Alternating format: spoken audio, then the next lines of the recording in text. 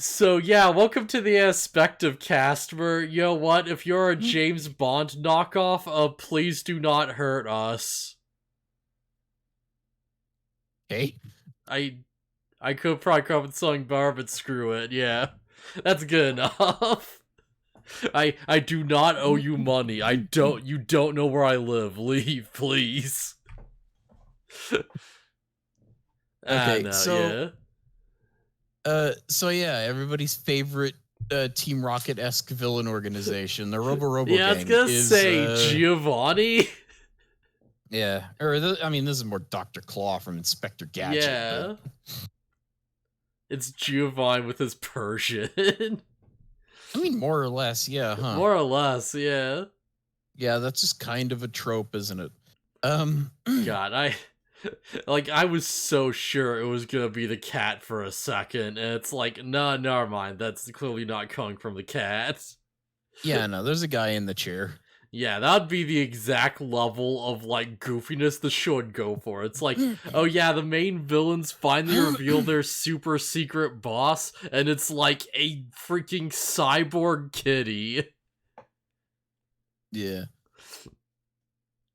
So But yeah, yeah. the Rubber Robo Gang, or at least the ones we know of, are stealing ramen from a ramen place. They're in the red, and just buying that amusement park was a really bad idea, and buying the zoo was an even worse investment. So we have like less than zero money now. They are screwed. They blew all their animation budget on that episode. Yeah. Oh yeah, all the budget. But yeah, so that's probably not good. Yeah. So It turns out, seemingly, while they're in the red, somewhere along the way, some guy with resources and connections just walked in and they're like, I just own the Rubber Robo Gang now. maybe it's kind of unclear what this is because Sakikasu thought he was the boss. Yeah, Like he he didn't. founded the gang. We saw that they're just like street thugs. Oh yeah, you know what? There was like a. Yeah, okay. So I guess just some other guy with charisma and probably money showed up, and it's Yeah. just like I'm the leader now. Yeah, I'm the leader now. The rest of you do what I say, and they start to get organized. And But now it's they're actually also kind of a problem. yeah. So like I said, they're stealing ramen and then they get away, and Salami just like who is the baby looking one, and he's just Yeah. like I'm tired of like all this like stupid crap like dine and dashing or whatever, and the other's just like you're right, we should have ordered more expensive stuff, and it's like we'll hit a sushi place next time, and he's just so fed up with it all, and then they get caught by the restaurant owner and Yeah. forced to and they are forced to wash dishes to pay off their bill. I know it's like a real thing, but have you ever wondered, like, what happens if you just, refuse to wash the dishes, right? Call the cops. Yeah, can they do? Is that like? Is it the alternative to them just calling the police on you? What if they don't need a dishwasher? What if they're like, no, we've already cleaned our stuff. Just, no, go to jail. I guess you didn't get lucky this time. So I don't know how the trope started with like if you get caught without money or like trying to escape, then you're forced to do dishes or whatever. I have no idea Yeah, where it that makes came from. enough sense. It's like, oh yeah, work off your debt. But it's like, what if they just, try to like break the plates or to get back at you or something? Yeah. Well, my thought is also Yeah.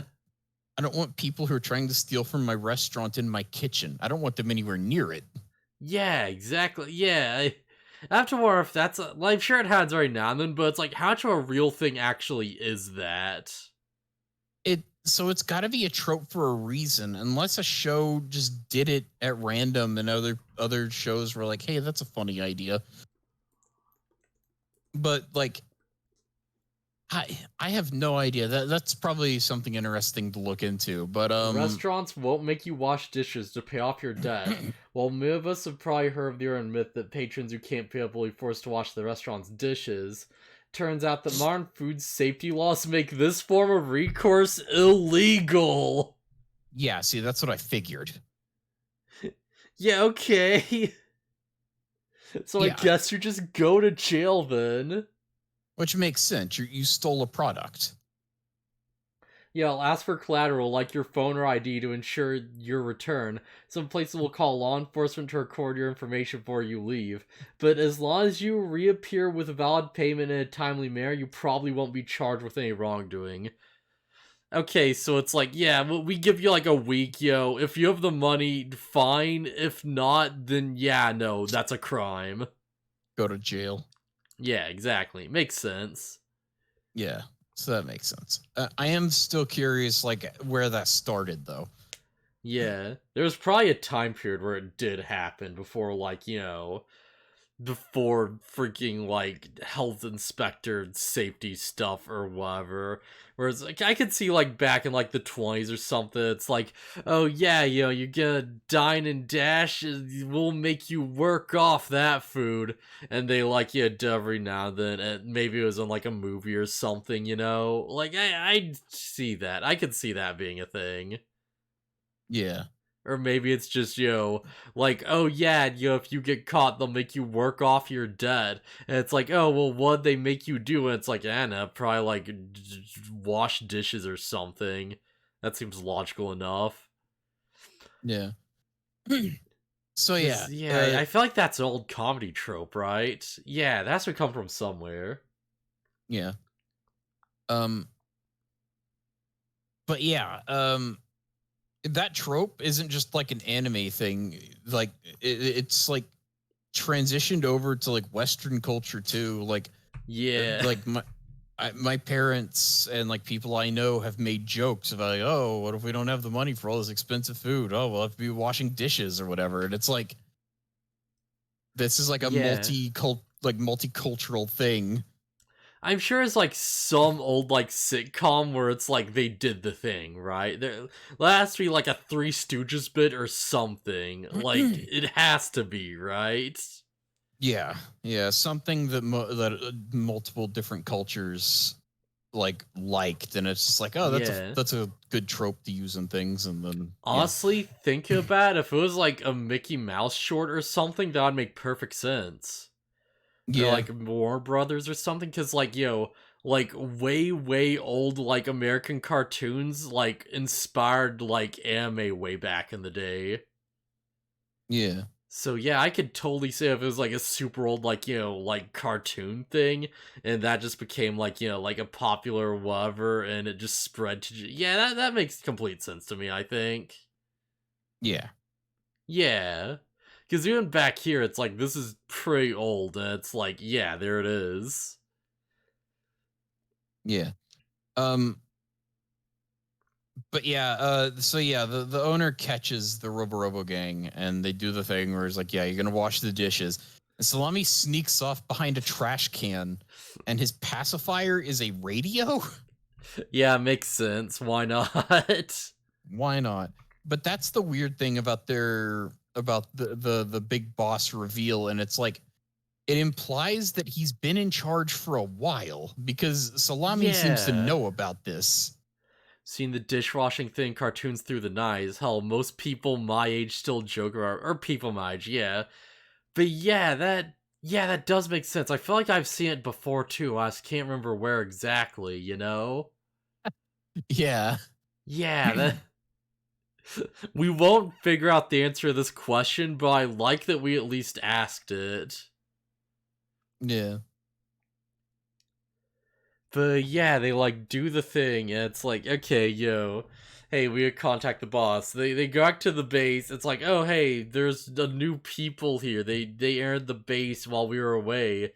And it's like, oh, it's the other Rubber Robo Gang members. And this is the most intimidating the Rubber Robo Gang has been the entire series. Like, they're actually taken super seriously for once.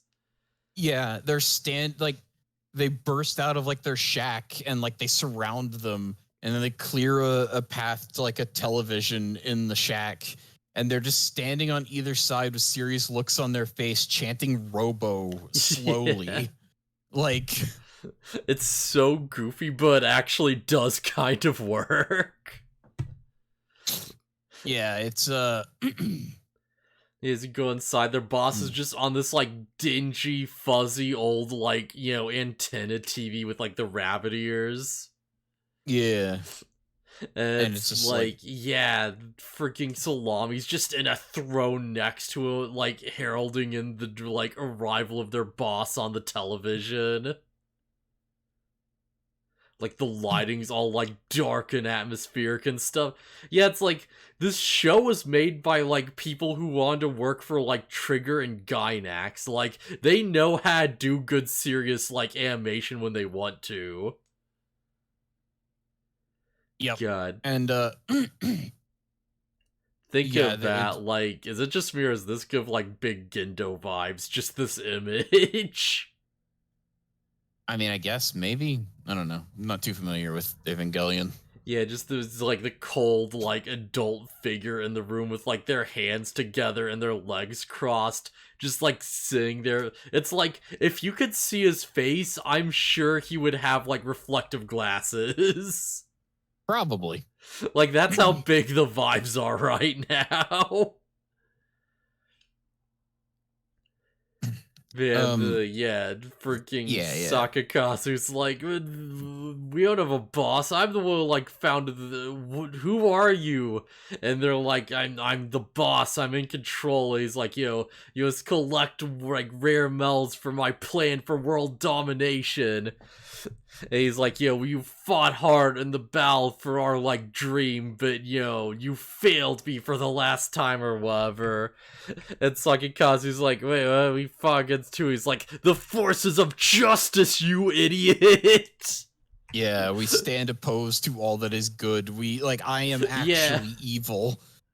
Yeah, and Sakikazu's just like, oh god, he's actually more confident than me. He gets shown up.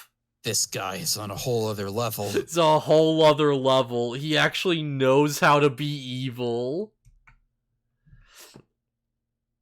Oh man, and they just do the thing. They're like, okay, well, yeah, find me rare metals, find those metals, and give me the power to control the world. And so finally, our villains are actually fully established. They finally have a goal beyond just what are the crap they were doing before. They have a goal beyond, I don't know, renovating people's houses into weird things. Beyond just making money and trying to steal people's robots. Yep. There's like an actual thing they're after, and it's like, oh, there's actual like stakes and lore, and they have a reason to like go after Medabots now eventually when they realize. Because it's like, oh, I wonder who cover rare metal could be our like main two robots.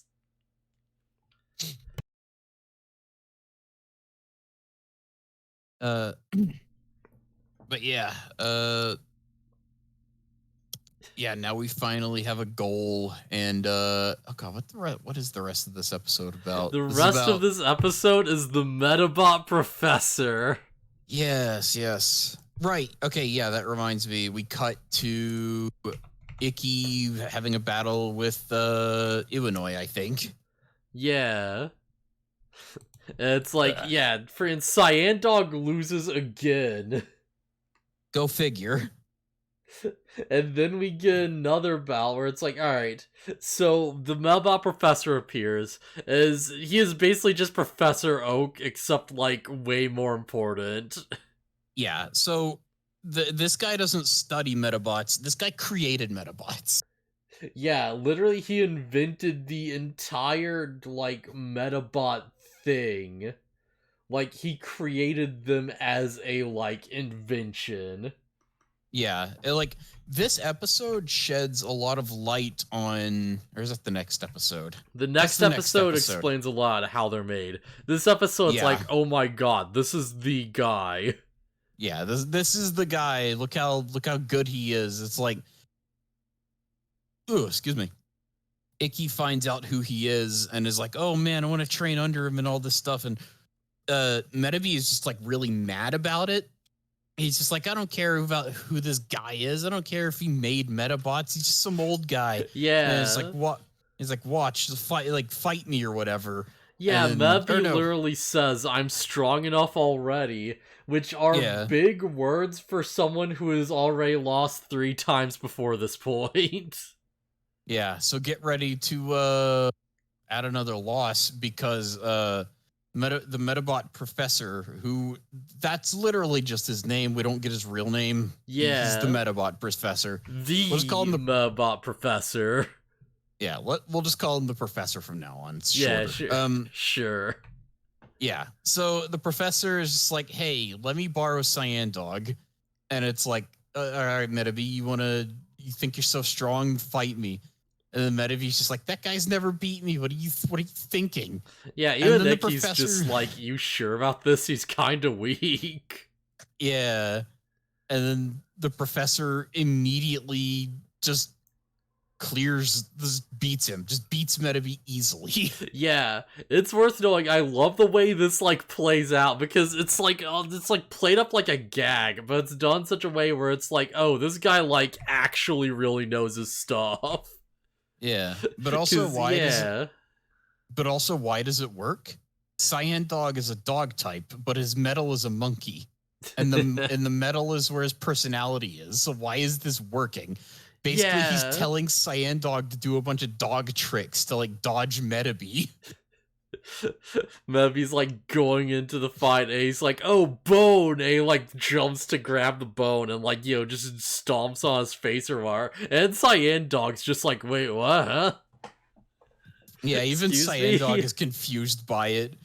And then the Medabot professor is like calling out orders and he's just doing like dog tricks and stuff to avoid Medabi's attacks. Yeah, paw, then the other, sit up, and he's like, you know, does the motion, he's like dodging gunfire without realizing it. Yep. It's like, it's super goofy, it's super cartoony. Like, Mebi rushes at him, he's like, okay, sit, and they like, you know, just like bows down, like sits down, and like trips him up, and knocks him into like a trash can. As Mebi's like struggling to get out, Cyandog just like puts the gun to his head. And it's like, okay, yeah, no, he just wins. He wins this one.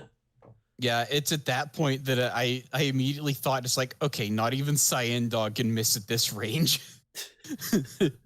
Not even Cyandog can fuck up at this point. And it's like Medabi just gets super butthurt about it because of course he does. Man, this brings up a genuine question because the way I have this listed is like, oh yeah, win-loss rate. It's like, oh yeah, Medabot, like, you know, like owner / the robot, right? And the win-loss whatever, win-loss draws. I mean, just add professor and then like Medabot. I don't know. Yeah, I can't, because it, like, it feels weird to be like, oh yeah, this is Iwanoi's win, because it's not. It's the professors. It's professors. So I just add a new thing for like, oh yeah, Medabot professor / Cyandog. And now I'm just kind of terrified because it's like, oh god, what if other people start like using other people's Medabots? That's gonna be so chaotic now. Just chalk it up to a win based on the human partner. Yeah, it has to be, right? Because it's like, oh, human partner with new Medabot, that's a new category, right? Yeah. Because, yeah, like that. Or you could just, I mean, or just take away the stipulation that their Medabot is paired with them. And it's just like the human, and you could just infer, it's like, okay, their guidance helped their Medabot win, regardless of who it was. I don't know. I guess we'll see if this arc comes up again. Yeah. I can't imagine this is going to be like a recurring thing, but it might be. Who knows, right? Yeah, it might never come up again because this is one of those a master with a stick is stronger than a novice with a sword thing.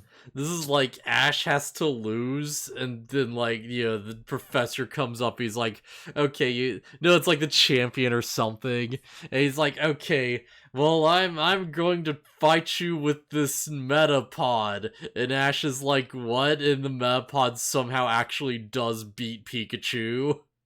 Yeah. It's like, Uh, oh no, it has to be. It's like Psyduck or something. Yeah, there we go. I think I saw a clip from the black and white anime where Roxy is fighting Ash with her coughing, and her coughing is stomping like some of his Pokemon. Oh, that's good.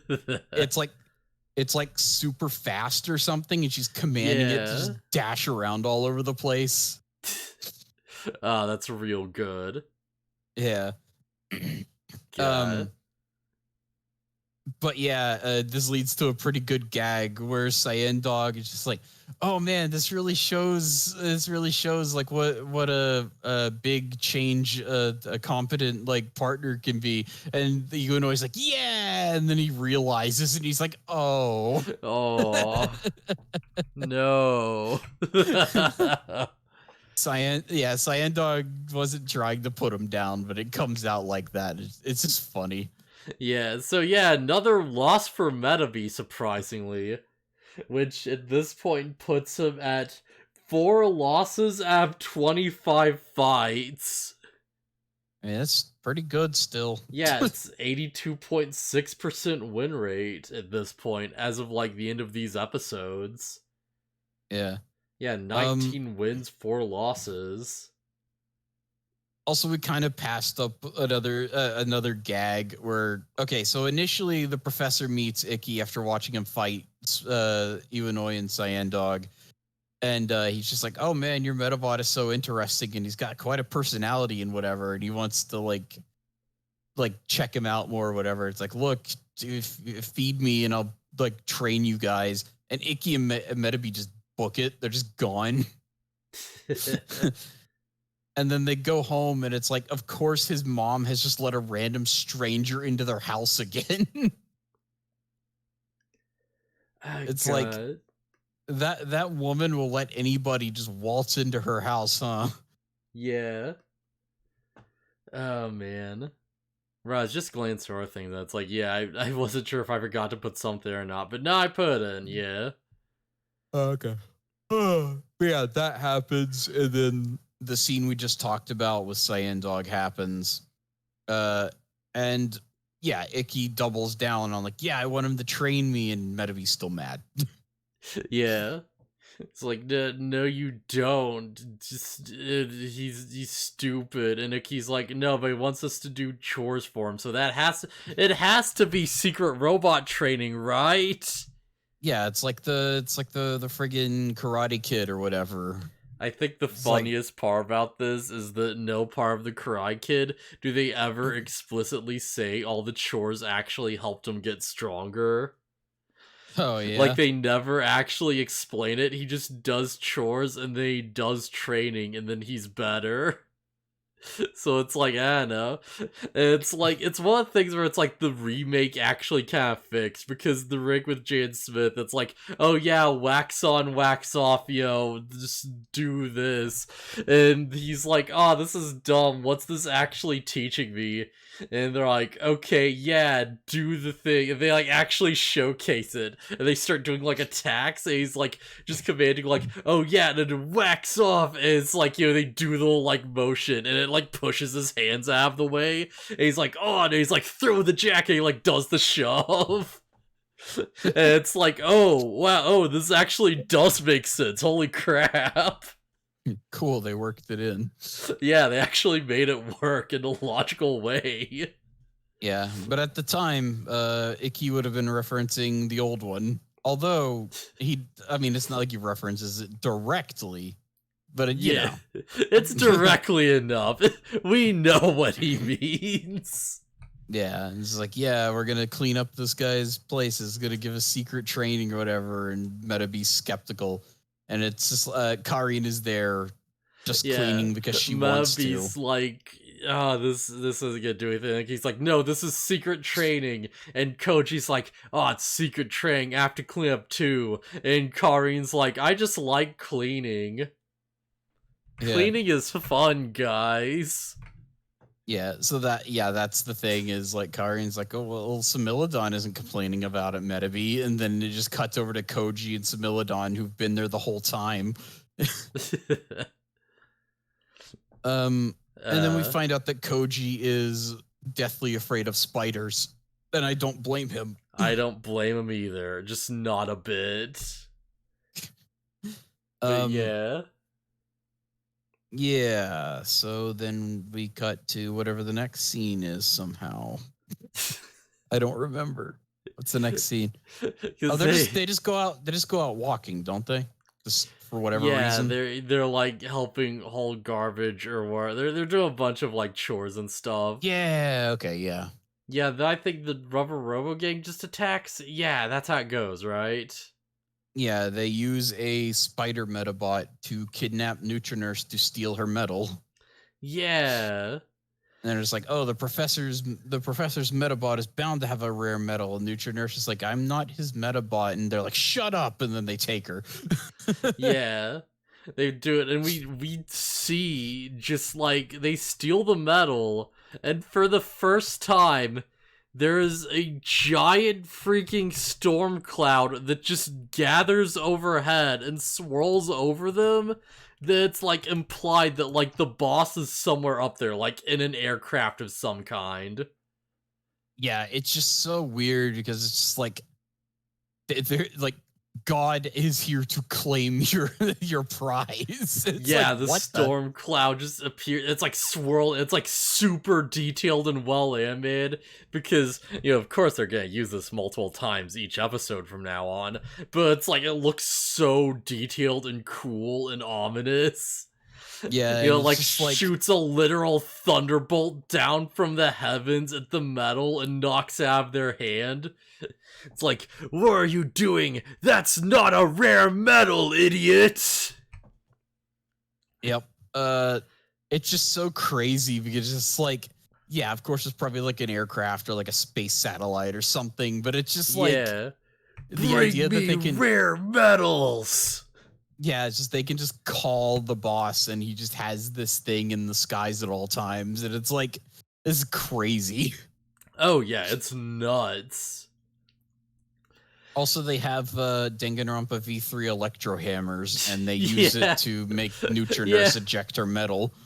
I should have like got a picture of that because I was looking at that. It's like, holy crap, those are like, these are just electro hammers, and they like do it and it shoots out like this ominous black lightning, and it actually looks like really threatening and painful. Yeah. It's like Rubber Robo Gang is a threat now, guys. Rubber Robo Gang is kind of serious. They have money and influence. Uh-oh. They have actual weaponry. They can hurt you. Yeah. Although they're still idiots. So they have their spider Medabot, and then they show up to fight it, and it's a spider, and Koji sees it and he freaks out because I don't know. I get being afraid of spiders, but like it's a spider. It's a robot that looks like a spider. It's not an actual spider. I just realized something. Remember in the tournament arc when they had Mabi's medal and they put in the Tanuki robot? Yeah. If the boss was with them back then, that'd be it. They just have him. They would just have Medabots medal, yeah. Yeah, they would just give it to him, and that'd be it for Mabi. That was a really close call. Holy crap. Yeah, it's really, really fortunate that, yeah, that could have been real bad. Yep. So yeah, they go to fight. They go to fight the spider Medabot to get Nutrinurse's medal back. Yeah, they fight Shoot Spider. Yeah. And Mr. Referee appears, and I think this is the one where he bungee jumps. Yes. Yeah, so he bungee jumps into the area, and he's just like hanging upside down and doing all of his stuff. And like the people who did the subtitles put the subtitles upside down and on the top of the screen. That's a good touch. I like that. Yeah, and it's just like, okay, that's pretty funny. I had to stop it at one point to read it because it's like, okay, it's actually hard to read like that. But yeah, because Spider, of course. But yeah, Shoot Spider just like tangles up Mabi, and it's like, oh god, yeah, just immediately. It's like, oh, is Mabi going to lose? It turns out, no, because the Rubber Robo Gang forgot to give this thing offensive parts. Yeah, so it can trap and hold you in place super well, but it has no offensive capabilities. Good job, idiots. I'm going to chalk it capturing Mubby up on it having no offensive parts that just had that many options. Well, it had like the web shooty gun that shoots out the sticky web junk, and then it has like a net that it shoots at you. Yeah, that's totally the only reason it got this far. Yeah, well, because they didn't need to fight Nutrinurse, they just needed to capture her. Yeah. But yeah, that makes sense to me. It's Yeah, like, so okay, well, what now? yeah, it's like, okay, well, the fight will end in a draw, and I guess that implies that the medals will pop out, and then they just like, or no, not that. It's just like, yeah, if it's in a tie, then it's like, well, then what do we do to get the medals back? And it's like, Icky's like, all right, Medaby, use your horns and like shoot at yourself with the rockets, and the professor's just like, that's crazy. Yeah, I like how this is like handled, because something we didn't mention early on in the episode, it's like, oh yeah, Icky wins a fight with Mubby, and Mubby's like, what are you doing, you stupid, like, fight, order me around better, I can't keep taking this much damage, I need to take less damage next time, which implies that Cyandog actually hit him. Somehow. I didn't even consider that. Yeah, that's crazy. Yeah, the fight with Cyandog, after they win it, Medaby's just like, yeah, that was terrible directions, and then Icky says something like, yeah, taking the hits with your body is like heroic or something. Yeah. So it's like that happens, and it's like, okay, yo, the professor appears, and it's like, oh, hey, yo, Medaby's pride's already hurt, and it's like, okay, this guy's like talking trash, and he's kind of better than us. So it's like, okay, that's a problem. Yeah. And then it's like, okay, they go into the freaking fight. And it's like, oh, hey, yeah, we need to find a way to win. And the guy's like, no, just go for the draw. There's no easier way to, like, do this. Just take the draw. And Icky's like, I'm not good with things ending like that. Also, we can't let that happen, because then the Robo Gang's just gonna steal Medaby's medal and it'll be over. So I thought that's what he was saying too, but like, I think what he means is like, if it ends in a draw, they're not going to give us Nutrinurse's medal back. Yeah, like I just assumed it was like, oh, they're going to physically just walk over and just open the hatch and take it. I mean, maybe, but it's like, I don't think... I think he just meant Nutrinurse's medal, because it's like, I don't even think they know that Medaby has a rare medal yet. Yeah, wouldn't hurt to try, though, I guess. It's a possibility, yeah. If nothing else, it's like the only thing stopping them is the fact that Mr. Referee is there. Because if you try to interfere with the Robal, Mr. Referee will wreck you. Yup. Mr. Referee is freaking strong.